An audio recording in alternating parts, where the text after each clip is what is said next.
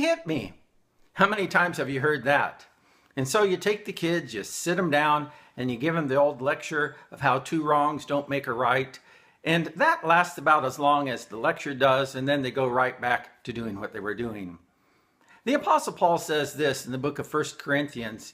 He says, when I was a child, I talked like a child, I thought like a child, I reasoned like a child. But when I became a man, I put away childish things. We've learned from a very young age about how to do conflict, and it's time for us to put away the cycle of dysfunction. We're going to talk more about that. Stay tuned.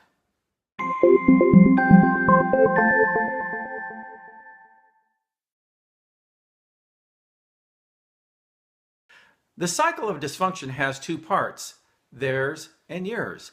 That's why we call it the cycle of dysfunction. You know, relationships are really easy until somebody comes along and pushes your button, and that's when the cycle of dysfunction kicks in. The cycle of dysfunction is fueled not only by their offense, but also your reactivity.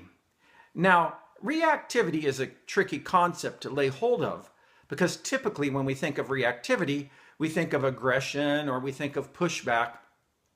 But really, reactivity could include things like peacekeeping and making sure that everybody's happy, nobody's troubling the waters, and so on.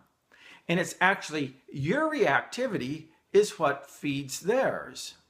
So the way to end the cycle of dysfunction is to remove your reactivity from the equation. Then you can disconnect from the whole cycle.